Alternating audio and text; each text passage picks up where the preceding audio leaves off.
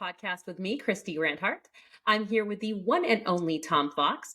And this week we're covering more luxury auto companies having cars stopped for forced labor, learning how companies dodge tariffs, discussing the disgraceful overturning of the Brazilian car wash convictions, and finding out how a Florida woman stole a car from a test drive and ended up topless in a lake being chased by police. But first, Tom, how has your week been and what do you think is the most interesting development? So I spent the week in Austin, Texas at One Trust Week, and I got to see some old friends. I got to hear about data privacy and data protection in a way I typically don't hear about, and a lot about AI. But the biggest takeaway I got, Kristy, was I was asked to give a presentation on something I knew nothing about, which is rare. And so I actually had to prepare, which is even rarer. But the lesson I learned, and I said this at the opening of my remarks, if you're asked to give a presentation on something you know nothing about, jump at it, because it's a great way to learn. And it opened up a whole new sort of set of information for me that I was not aware of, that was available to me, that will directly apply to compliance practitioners. So it was a pretty big lesson for me. All right. What's the topic, Tom?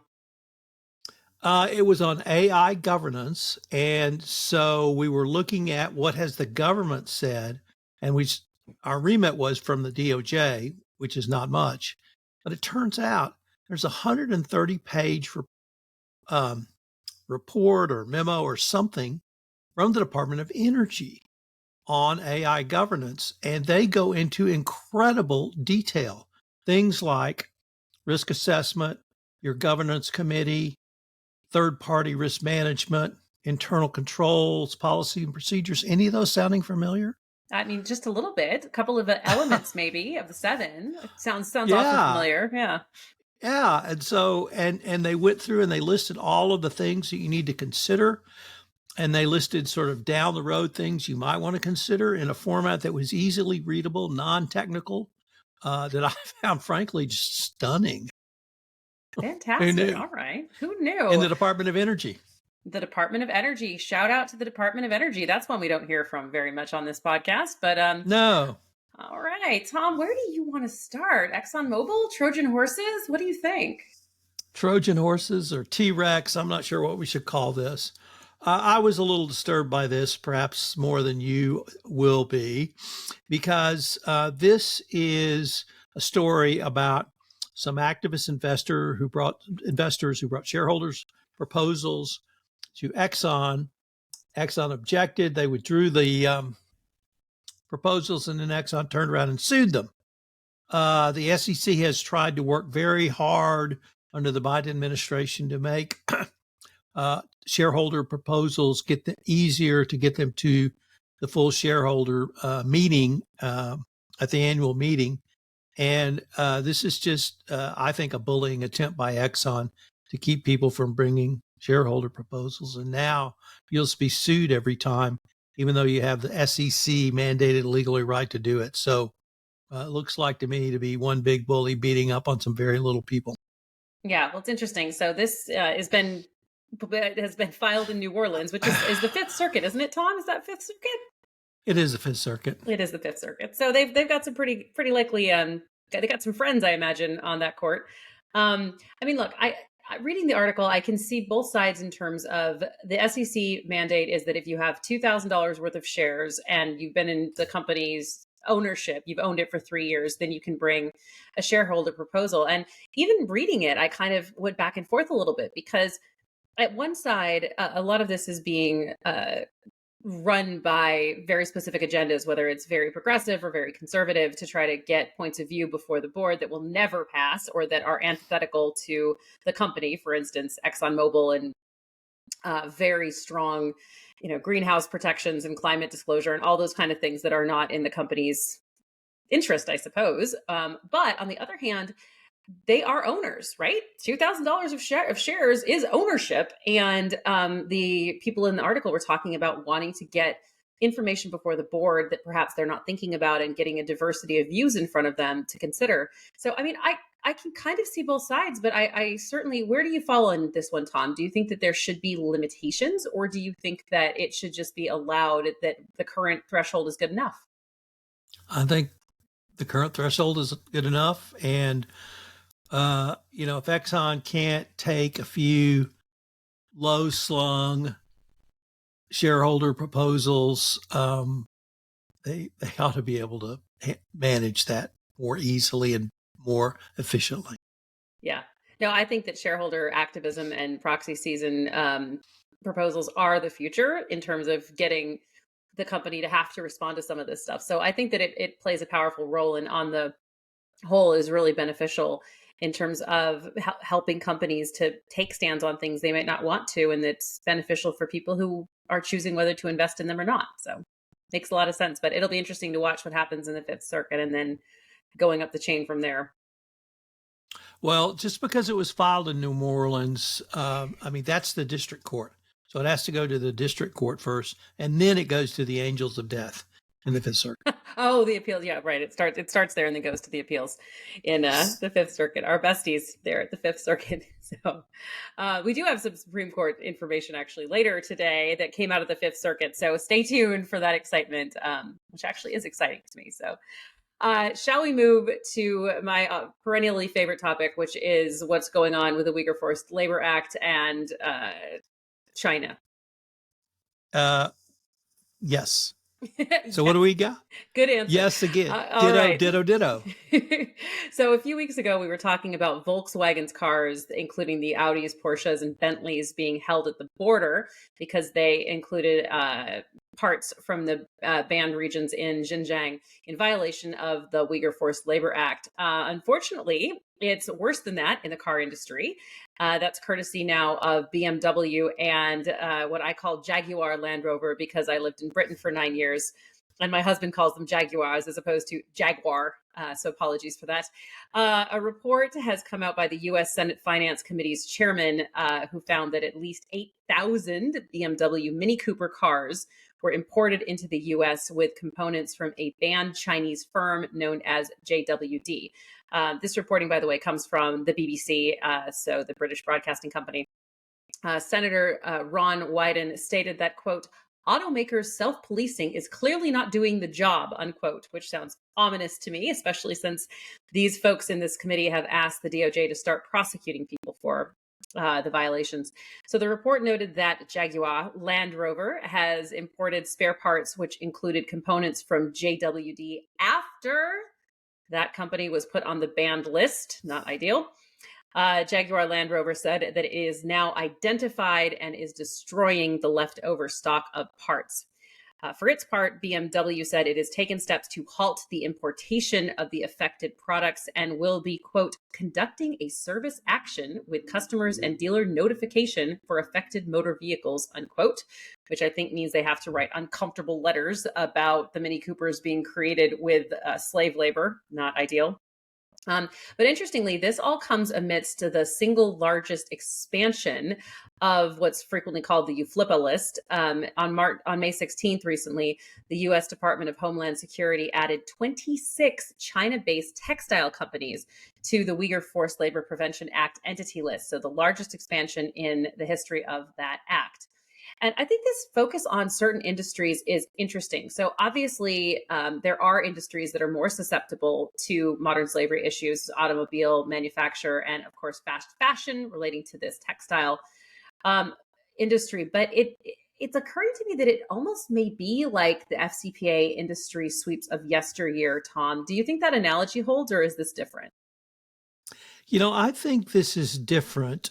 I think, first of all, I have to acknowledge you have been on this story for a long time. And the first time it came up, you had this story on Two Gurus Talk Compliance. So kudos for you for following this so intently and diligently.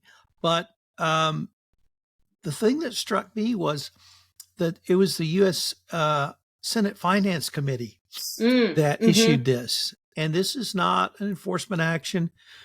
This is almost a bipartisan look at this. And if the U.S. Senate Finance Committee is excised about this, I think that means that a big part of the U.S. government is.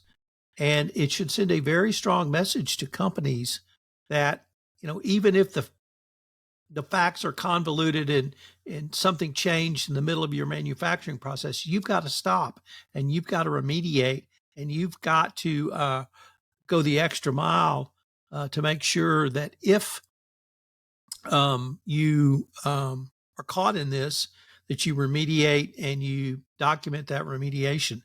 And I think the first time you talked about this, you told us that Jag and Land Rover had continued to use the parts even after the public notification, which obviously is not good, or as I would say, suboptimal. Um, but really the article that you've cited here, coming from the Wall Street Journal, that struck me the biggest part was it's the U.S. Senate Finance Committee. It's not the regulators. So the government's concerned about this, and business needs to take note. Tom, that is such a good point that it's the finance committee. And I think that it should also be noted that the group that I'm usually talking about is the bipartisan Senate committee on China. And the fact that this is a totally different part of the government is really an important part of the story, and one that, frankly, I think that we're really not paying enough attention in the compliance community to this. Some companies are, those that are deeply affected and that know that they have products that have a supply chain issue. But I think that it's much bigger than we're paying attention to, and that it's going to be very obvious in the coming years of just how big a focus this is. So let's go from one disappointment to another. Shall we talk about the car wash? Sure. And here we're talking about not the movie car wash, but the Lava Jato car wash. And the Brazilian Supreme Court has overturned the final sentences or convictions, rather, from Lava Jato. It is incredibly disheartening. Clearly, the Supreme Court is doing what the current government has either told them to do or wants them to do. We had the head of Odebrecht, Marcel Odebrecht, had his criminal conviction annulled, amazingly enough, and now we've got this. It is a huge setback for anti-bribery, anti-corruption enforcement in Brazil. I don't know. It will probably never come back to the level it was during the heyday of the car wash investigations. And I don't know if either this administration, which is purported to be a liberal administration, or if a more right-wing or conservative administration came back, they would want to end the corruption because they're obviously profiting from it. So very disheartening. One of the countries that I think the collective we here had both thought had stepped up to the plate in terms of their responsibility to police themselves. Turns out the Brazilian Supreme Court, not the U.S. Supreme Court, has thrown all that down the tubes. You and I were so in the weeds on this when it was happening, and there was such a celebration of the international collaboration between all of the different regulators and prosecutors. There was such strong outcome with the Brazilian Clean Companies Act that was just exciting. And the fact that it's being rolled back so specifically in exactly the same place that it came out of in such a good way. One sentence in the article says that one of the justices who voted in favor of the presidential annulment then retired from the bench and then joined the government as the justice minister. I mean, what does that tell you, right? Where do you think Brazil goes from here? Well, I hope they go down the route of businesses understanding that, it's better from the business perspective to have a robust compliance program. So, well, the Clean Companies Act is still on the books, so who knows? Maybe it'll be enforced at some who point. knows? Who knows? So from one Supreme Court to a different one that made a controversial decision about, in the way that I think you and I both think is correct, although there was a big, nasty opinion piece in the Washington Post about why it was a terrible decision. So who knows? But I think we have good news out of our U.S. Supreme Court, which is a bit shocking, but true. So this summary comes to us from my old stomping grounds, where I was a lawyer at the law firm of Gibson Dunn. Shout out to Gibson. So a few months ago, we covered the, as you call them, angel of death, Fifth Circuit's decision that the entire funding scheme for the Consumer Financial Protections Bureau, or CFPB, was unconstitutional. So that really meant that the regulator's entire existence was called into question because without funding, obviously, it can't carry out its mission to protect consumers. The ruling was challenged and then taken up by the Supreme Court for review. So, in context, the CFPB was created in 2010 as part of the Dodd-Frank financial overhaul with its mission to safeguard consumer welfare following the financial crisis of 2008. And in order to fund the organization, the Dodd-Frank regulation allows the CFP director to set the organization's budget set to various caps. So it doesn't need to go through the congressional appropriations process every year to fund the agency.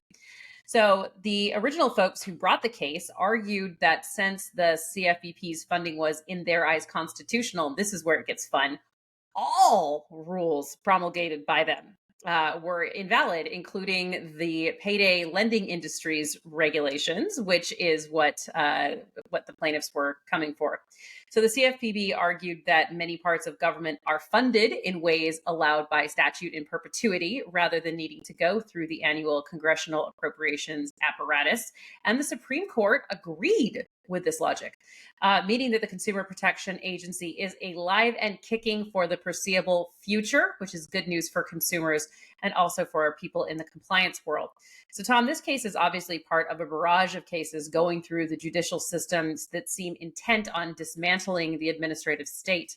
How significant do you think this ruling is, in particular, in protecting the administrative and prosecutorial organizations?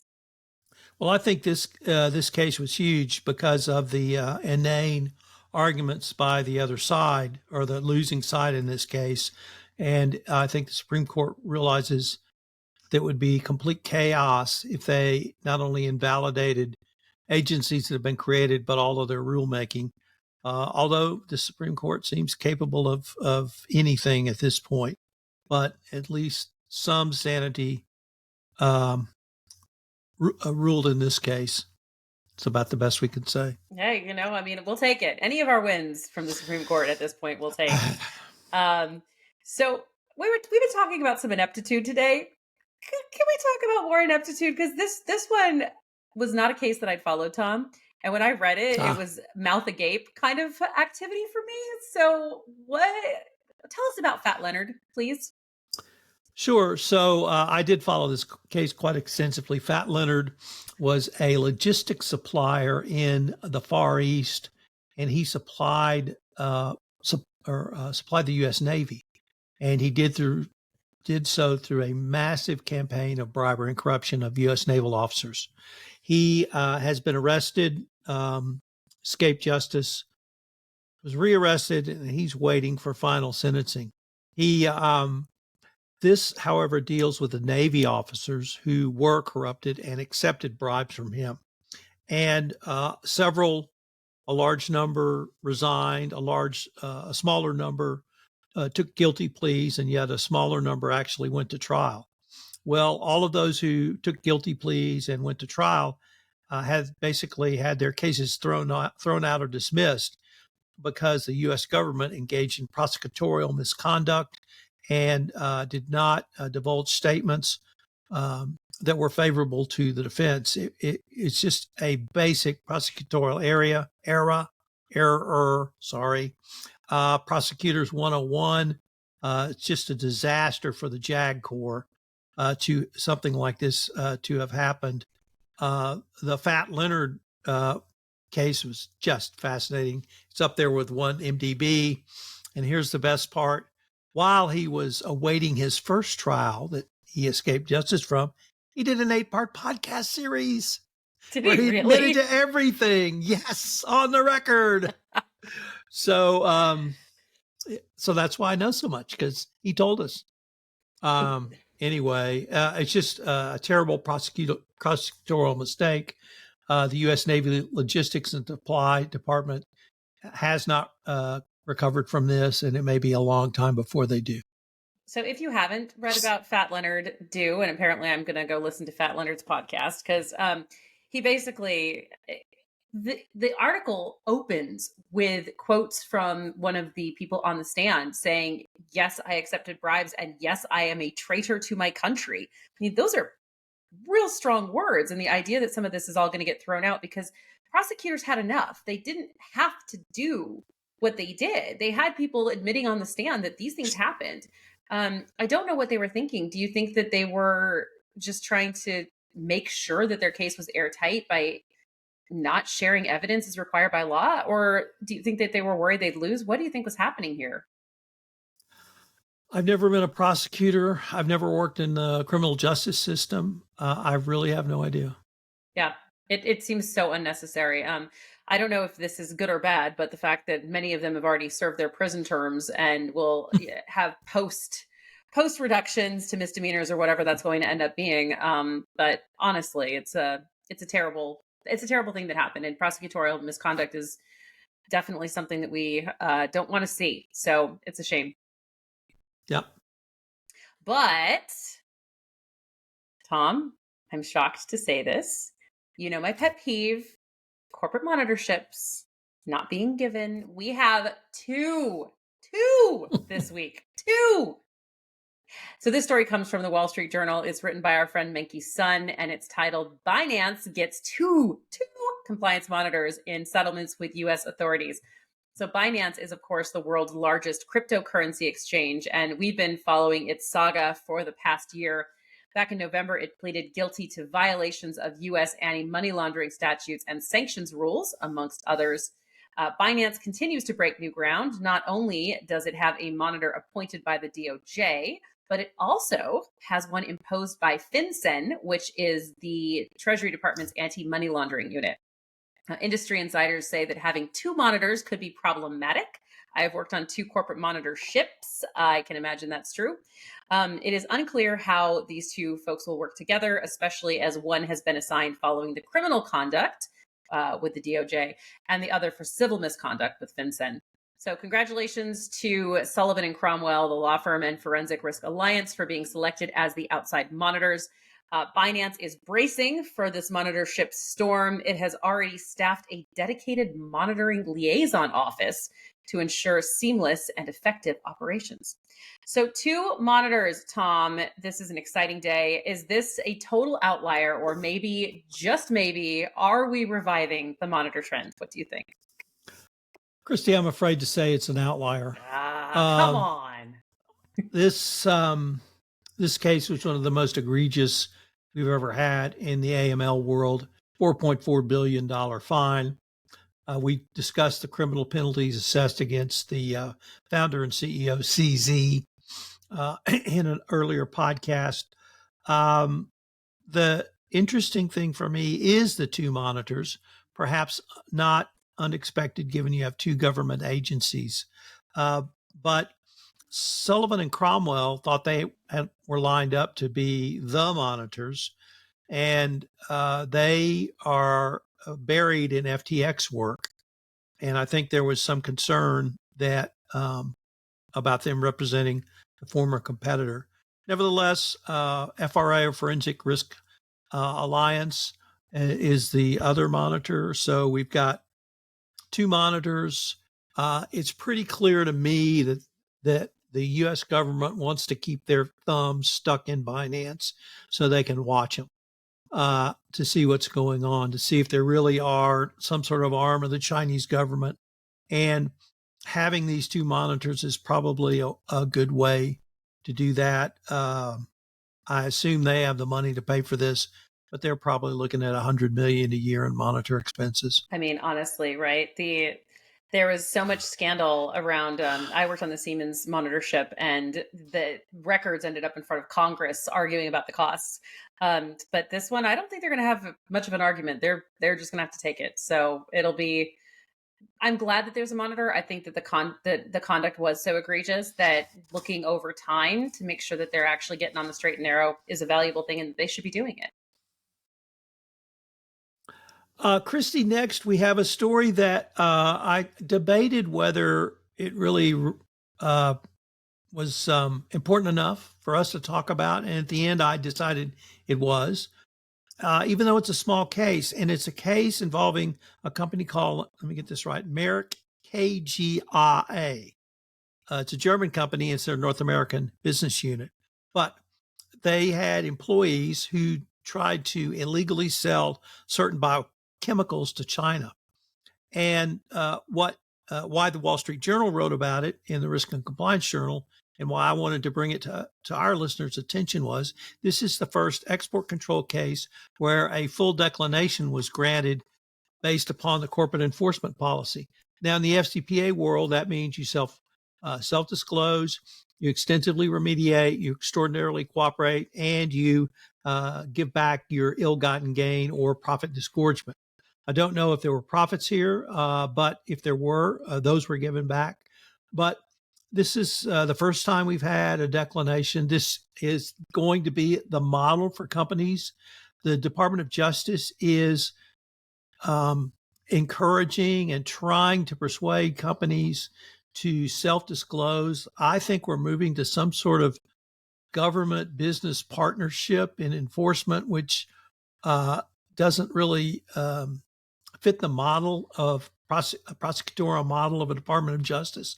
And we're evolving to something else. And now we have it in the export control world. But if you're in the export control world, you need to read this case. You need to be familiar with it. If you have a violation, you need to seriously advise your board about self-disclosure, because this case shows you can get a full declination.